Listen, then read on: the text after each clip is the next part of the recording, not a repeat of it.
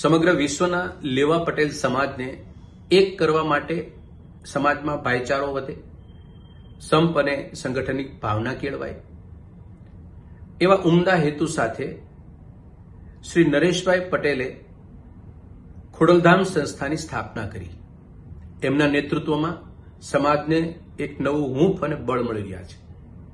પરંતુ જ્યારથી આ સંસ્થાની સ્થાપના થઈ છે ત્યારથી વર્તમાન ભારતીય જનતા પાર્ટીને અને એના આકાઓને આ સંસ્થા અને નરેશભાઈ એક કણાની જેમ ખટકે છે. અરે ભાઈ, આ સંસ્થા લેવા પટેલ સમાજના બાલ બચ્ચાઓને અને એના પરિવારના ઉત્થાન માટે અને સંગઠન માટે છે. કોઈ ભારતીય જનતા પાર્ટીની સરકારને ઉથલાવવા માટે નથી. આમ છતાં ભારતીય જનતા પાર્ટીમાં રહેલા લેવા પટેલ સમાજના નેતાઓ માટે એક ગર્ભિત ઇશારો કરવા માંગુ છું કે તમે એકમાત્ર એવી રાજકીય પાર્ટીમાં છો કે જે તમારે સમાજમાં કોઈ યોગદાન તમારું આપવું હોય તો તમારે રાજકીય આકાઓની મંજૂરી લેવી પડે છે. આ વિશ્વમાં એક ભારતીય જનતા પાર્ટીમાં કામ કરતા લેવા પટેલ સમાજના આગેવાનોનો એક અલગ કબીલો છે. વિશ્વમાં તમામ લેવા પટેલ સમાજના આગેવાનો અને તમારામાં આ એક ફરક છે. કોઈ પણ વ્યક્તિ પોતાના સમાજમાં યોગદાન આપે છે તો એની મરજી પ્રમાણે અને ઈચ્છા પ્રમાણે એ સમાજમાં પોતાનું યોગદાન આપતા હોય છે, તન મન અને ધનથી. પરંતુ ભારતીય જનતા પાર્ટીના આગેવાનો જે લેવા પટેલ સમાજના છે એને આ અનુમતિ એમના આકાઓની લેવાની થાય છે. દુર્ભાગ્ય છે, ગઈકાલે સાંજે એક સરદારા નામની વ્યક્તિ ભારતીય જનતા પાર્ટીનો આગેવાન છે અને એક પીઆઈ કોઈ છે, એ બેની વ્યક્તિગત મામલો ઝઘડાના રૂપે પ્રવેશ કરે છે, માથાકૂટ થાય છે અને એમાં નરેશ પટેલને ખોડલધામ આવી જાય છે. આવા તો અનેક કિસ્સા ગુજરાતમાં બને છે. આની પાછળ ભારતીય જનતા પાર્ટીનું ષડયંત્રકારી ખોડલધામ અને નરેશ પટેલ વિરુદ્ધનું આ એક કાવતરું હું સમજુ છું.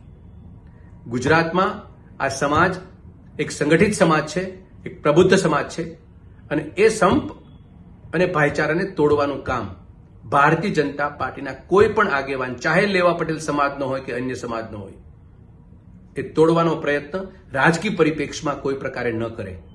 હા, ખોડલધામ અને નરેશ પટેલ એ વ્યક્તિગત તમને કોઈ ડેમેજ કરવા માટે પ્રયત્ન કરે તો તમારો એ વ્યક્તિગત મામલો છે, પણ સંસ્થાને ડેમેજ કરવાનું કામ કે સંસ્થાને નુકસાન કરવાનું કામ ભારતીય જનતા પાર્ટીના આગેવાનોએ કે આકાઓએ ના કરવું જોઈએ. આ વિવાદ જ્યાં સુધી મેં તપાસ કરી ત્યાં સુધી આવો કોઈ વિવાદ સામાજિક વિવાદ નથી.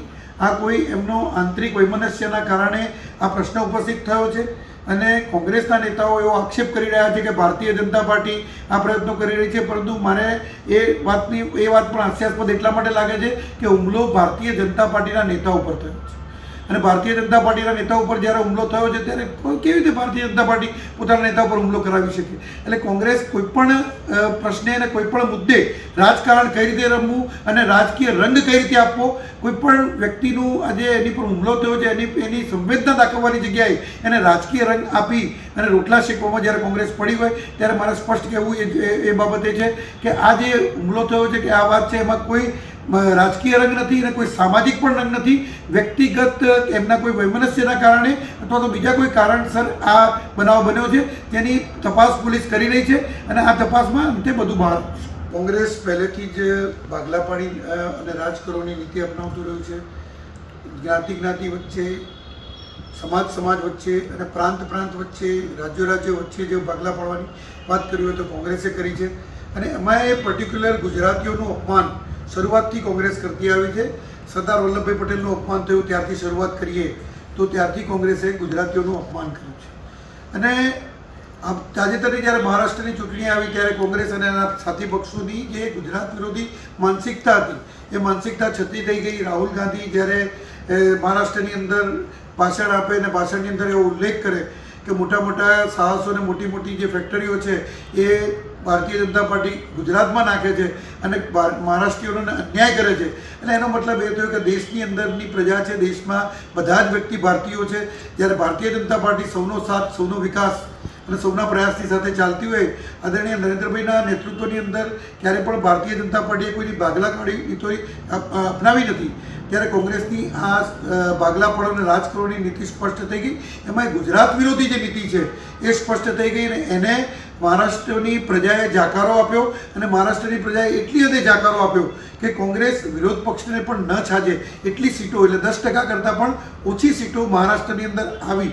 આ સ્પષ્ટ બતાવી આવે છે કે મહારાષ્ટ્રની પ્રજા પણ રાષ્ટ્રવાદી પક્ષ સાથે છે કે જે એક રાષ્ટ્ર એક રાષ્ટ્ર અને એક દેશ એનું જે સપનું એ નરેન્દ્રભાઈ જોઈ રહ્યા છે એ સપનાની સાથે છે. અને ગુજરાત વિરોધી કે કોઈ પ્રાંત વિરોધી જે નીતિ છે એની નીતિની સાથે મહારાષ્ટ્રની પ્રજા નથી. અને ગુજરાત વિરોધી નીતિ કોંગ્રેસ જો આવી રીતે અપનાવતું રહેશે અને પ્રાંત વિરોધી નીતિ અપનાવતું રહેશે તો હાલ કે કોંગ્રેસ નામશેષ થઈ ગઈ છે એના કરતાં પણ કોંગ્રેસની દશા ખરાબ થશે અને એ ભારતની જનતા કરશે એવું સ્પષ્ટ લાગે છે.